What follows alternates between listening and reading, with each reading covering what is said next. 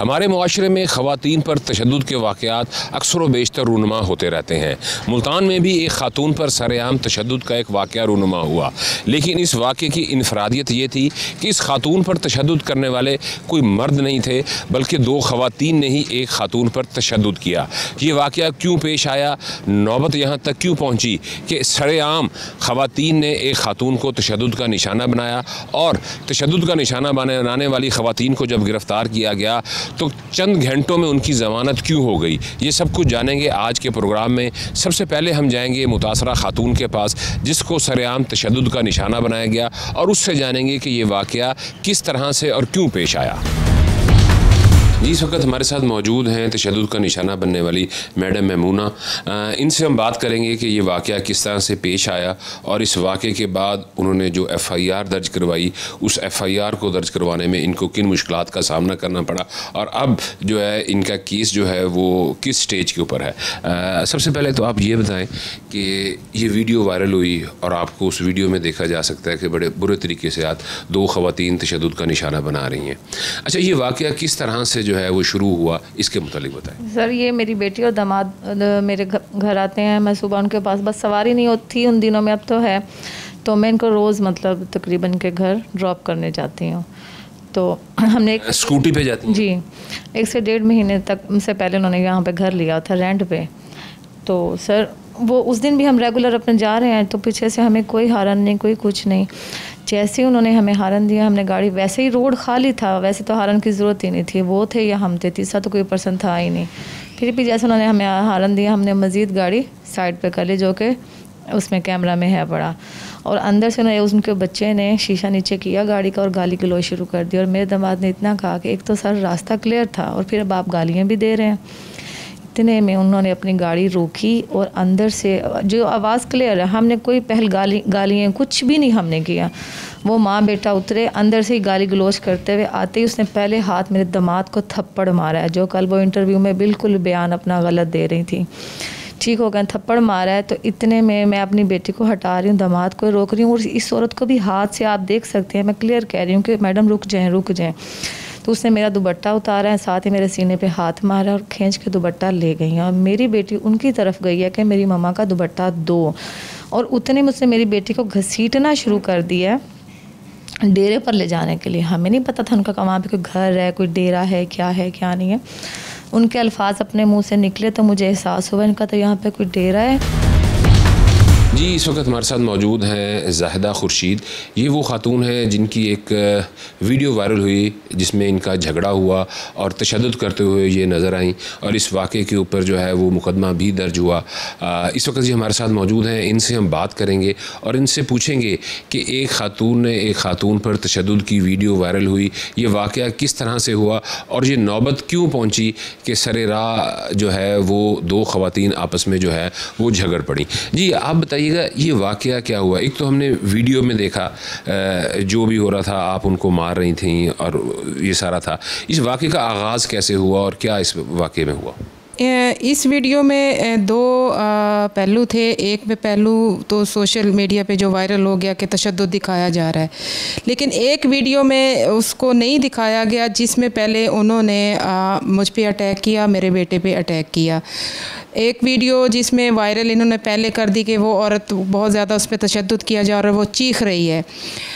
इससे पहले जो उसने अटैक मुझ पे किया या मेरे बेटे पे किया, पहले उसकी बेटी ने ईंट उठाई और गाड़ी में मारी, दूसरी भी उसने गाड़ी में मारी, तीसरी भी उसने ही गाड़ी में ही मारी है। चौथा अटैक उसने मेरे बेटे पे किया। जब मेरे बेटे की तरफ उसने ईंट मारी तो वो ईंट मैंने अपने हाथ से रोकी, जिसके निशान मेरे हाथ पे भी पड़े।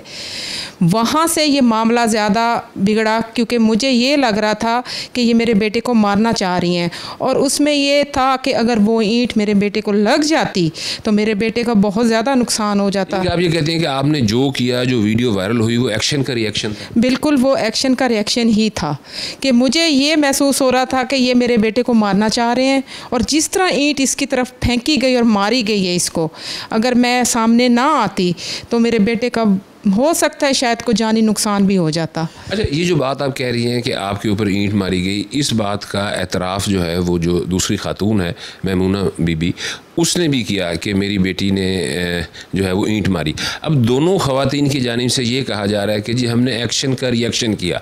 आप भी ये कहती हैं कि मैंने एक्शन का रिएक्शन किया, और वो खातून भी ये कहती हैं कि मैंने एक्शन का रिएक्शन किया। अब असल हक़ाइक़ जो हैं वो तो फिर पुलिस तफ्तीश में सामने आएंगे। बिल्कुल, पुलिस के सामने हक़ाइक़ आए भी सही। मेरी गाड़ी भी कस्टडी में रखी गई 4 दिन उसी पोजीशन में, सारे हक़ाइक़ उनको भी बताए गए। पुलिस स्टेशन में एतराफ़ उन्होंने भी किया कि जी हमने इनको ईंटें मारी हैं। तो ये तमाम इन्वेस्टिगेशन पुलिस को करनी चाहिए थी कि जो कि नहीं की गई। एक तरफ़ा वो कार्रवाई करके हम पे FIR दे दी गई, उसके बाद हमारी बेल्स भी हुई। अच्छा, आपने बेल्स का जिक्र किया, आपके ऊपर एक चले ये वीडियो वायरल हुई, तशद्दुद की थी, आपका भी मौक़िफ़ सामने आ गया, उनका भी सामने आ गया कि दोनों जानिब से एक्शन का रिएक्शन हुआ, लेकिन मुकदमा दर्ज हुआ और फौरी तौर के ऊपर जो है वो आपकी बेल ले ली गई। ये कोई सियासी असर व रसूख था आपका, या वैसे कोई असर व रसूख था जिसकी वजह से इतनी जल्दी आप लोगों की बेल हो गई? देखिए, ये जो दफ़ात लगाए गए थे इस FIR में वो वैसे भी बेलेबल थे, और ड्यूटी मजिस्ट्रेट इन पे दफ़ात पे बेल कंफर्म कर देते हैं। कोई इस पे इतना बड़ा वो नहीं है कि जी इसमें बेल ना होना वो कोई इतना मायने। आपको बहैसियत खातून अब जब आप देखती हैं, अफसोस होता है कि दोनों तरफ से इस तरह से नहीं होना चाहिए? बिल्कुल नहीं होना चाहिए था। मतलब रोड्स पे स्कूटर ने भी चलना है, गाड़ी ने भी चलना है। अगर स्कूटी चलाने वाली खातून है उसकी भी इज़्ज़त है, अगर गाड़ी चलाने वाली खातून है तो उसकी भी इज़्ज़त है।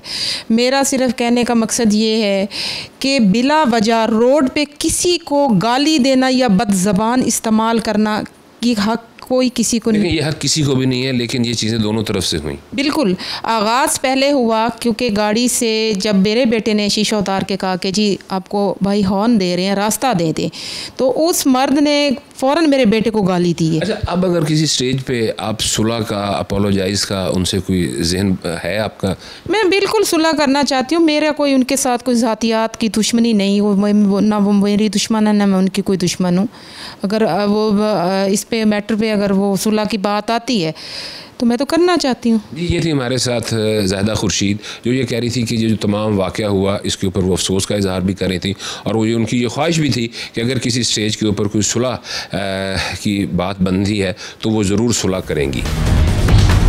जिस वक्त हम मौजूद हैं CPO मुल्तान सादिक अली डोगर साहब के साथ, और उनसे हम जानेंगे ये जो वीडियो वायरल हुई इसके ऊपर पुलिस ने क्या कार्रवाई की, और जो एक सवाल ज़बान ज़द-ए-आम है कि आखिर क्या वजह थी कि तशद्दुद करने वाली ख़वातीन की इतनी जल्दी जो है वो बेल कैसे होगी। ये जो चंद सवालात हैं ये हम पूछेंगे सादिक अली डोगर साहब से। बहुत शुक्रिया आपने वक्त दिया। सबसे पहले तो इस वाक़े के मुतालिक बताएँ, जब आपको रिपोर्ट हुआ कितनी देर में मुल्ज़िमान को गिरफ़्तार किया गया, और आपकी जो इंटेरोगेशन है वो कहाँ तक पहुँची? बेसिकली ये केस 100% हक़ाइक़ पे मबनी है। जो आपने वीडियो में देखा इसी तरह से हुआ। जो अग्रीव पार्टी थी उसका मौक़िफ़ 100% दौरान इन्वेस्टिगेशन ठीक पाया गया। उसकी FIR हमने विदिन 5 आवर्स की, और अगले 3 घंटों में हमने मुल्ज़िमान को पकड़ लिया। अब आपका बेसिक सवाल के बेल क्यों हुई?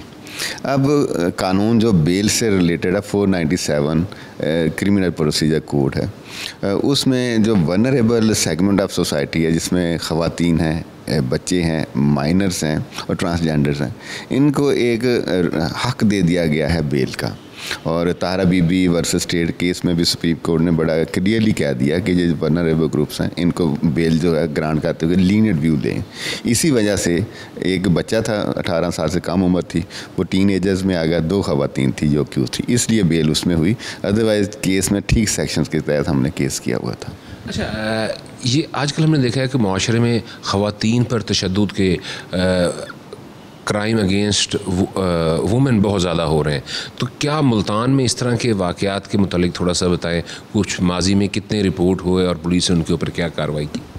बेसिकली बुज़दिल लोग हैं जो अपनी ख़वातीन पे हाथ उठाते हैं, तशद्दुद करते हैं। हमारी सोसाइटी में तशद्दुद के केस, डोमेस्टिक वायलेंस के केस बहुत ज़्यादा थे, लेकिन वो रिपोर्ट नहीं हो रहे थे। इस साल मुल्तान पुलिस ने एज ए पॉलिसी ये डिसीजन लिया है कि हर वो इंसिडेंट जो हक़ाइक़ पे मबनी है हुआ है उसकी हम FIR दर्ज करेंगे।